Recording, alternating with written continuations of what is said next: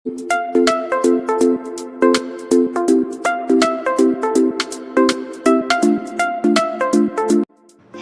Friends, ഇന്ന് ഞാൻ വന്നിരിക്കുന്ന ഒരു അടിപൊളി റെസിപ്പി ആയിട്ടാണ്. മസാല ടീ എന്ന് പറയും. ഇത് ആക്ച്വലി നോർത്ത് സൈഡിലാണ് ഏറ്റവും കൂടുതൽ ഫേമസ്.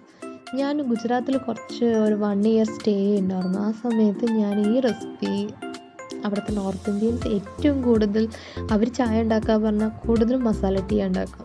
അങ്ങനെയാണ് ഞാൻ ഇതിൽ ആക്ച്വലി ഒരു ടീ അഡിഷൻ കൂടുതലാണ്. അപ്പോൾ എനിക്ക് ചായ എന്ന് പറഞ്ഞാൽ മസാല ടീ ആണ്. വളരെ സിമ്പിൾ റെസിപ്പിയാണ്, ബട്ട് നല്ല ടേസ്റ്റ് ഉള്ളതാണ്. നമുക്കിതൊന്ന് ട്രൈ ചെയ്ത് നോക്കാം. വളരെ എളുപ്പത്തിൽ ഇത് തയ്യാറാക്കാൻ പറ്റും. ടേസ്റ്റും ഡിഫറെൻ്റ് ആണ്. നമ്മുടെ നോർമൽ ചായനെ കുടിക്കുന്നതിനെക്കാട്ടും ഈ ചായയ്ക്ക് ഒരു പ്രത്യേക ടേസ്റ്റ് ഉണ്ട്. നമുക്ക് ഇതിന് ആവശ്യമുള്ള കാര്യങ്ങൾ എന്തൊക്കെയാണെന്ന് നോക്കാം. ഞാനൊരു പാൻ എടുത്തു. ഒരു ഗ്ലാസ് വെള്ളം ഒഴിച്ചു കൊടുക്കുന്നുണ്ട് കേട്ടോ.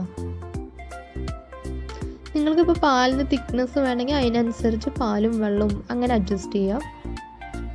ഞാനൊരു കഷ്ണം ഇഞ്ചി ചതച്ചത് ഇട്ട് കൊടുക്കുന്നുണ്ട്. ഈ ഇഞ്ചിയാണ് ശരിക്കും ഈ ചായയുടെ എസൻസ്.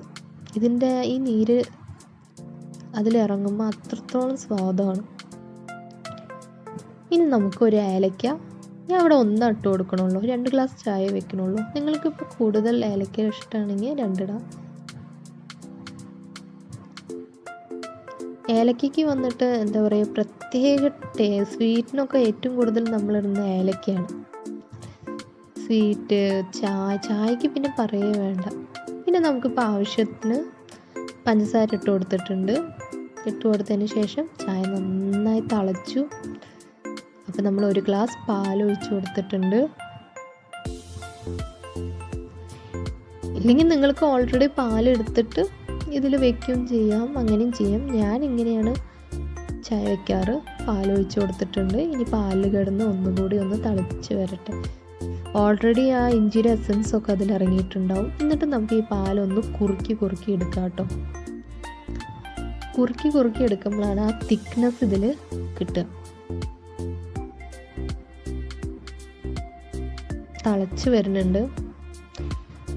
ഞാൻ അവിടെയൊക്കെ കണ്ടിരിക്കുന്ന അവർ കൂടുതൽ നേരം പാലിങ്ങനെ കുറുക്കും. എന്നിട്ട് ഞാൻ 1 ടീസ്പൂൺ പൊടി ഇട്ട് കൊടുത്തിട്ടുണ്ട്. നമുക്ക് ഇനിയും കുറച്ചും കൂടി പൊടി ഇട്ട് കൊടുക്കാം. ഓരോരുത്തരുടെ കടുപ്പത്തിനനുസരിച്ച് പൊടിയിടാം കേട്ടോ. എന്നിട്ട് നമുക്ക് ഈ പൊടി ഇട്ടതിന് ശേഷം കുറച്ചും കൂടി നന്നായി കുറുക്കണം. കുറുക്കി നല്ല തിക്നെസ്സിൽ വരും.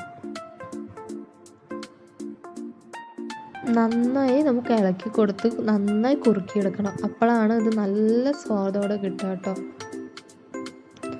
നല്ല തിക്കായിട്ട് വരാൻ തുടങ്ങിയിട്ടുണ്ട്.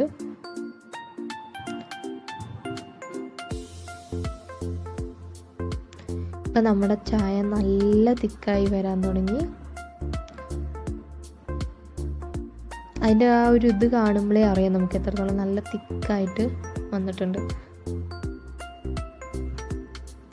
ഈ ഒരു ഇതിൽ വരുമ്പോൾ നമുക്ക് എടുക്കാം കേട്ടോ. ശരിക്കും പറഞ്ഞാൽ നോർത്ത് സൈഡൊക്കെ പാല് ഇട്ടിട്ട് ഇങ്ങനെ നന്നായി കുറുക്കിയെടുക്കും. അപ്പോഴാണ് അവർ പറയുന്നത് അതിൻ്റെ എസൻസ് ചായ കുടിക്കുമ്പോൾ ആ ഒരു സ്വാദ് കിട്ടുകയെന്ന്. പക്ഷെ നമ്മൾ അത്ര കുറുക്കാറില്ല. എന്നാലും ആ രീതിക്ക് കുറുക്കിയെടുത്ത് അവർ അത്രയും പാലൊക്കെ ഒഴിച്ചിട്ടാണ് യൂസ് ചെയ്യുക.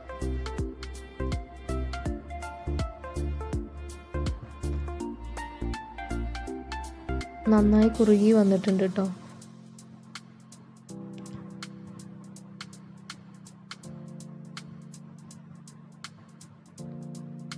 നന്നായി കുറുകി.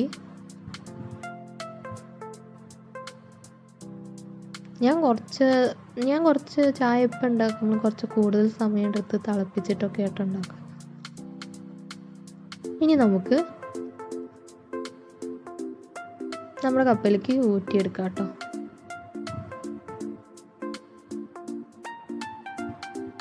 എല്ലാവരും ഈ ഒരു മസാല ടീ ട്രൈ ചെയ്താൽ. ചിലവർ വന്ന് പട്ട ഇട്ടാലും സോദ, പക്ഷെ ചെറിയൊരു പീസ് ഇടണം കേട്ടോ.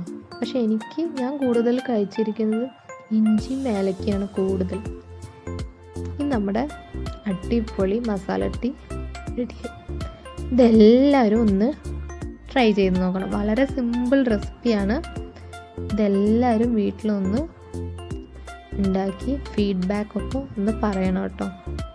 നമ്മുടെ നോർമൽ ചായനെക്കാട്ടും നല്ല ടേസ്റ്റ് ഉണ്ടാവും. Thank you.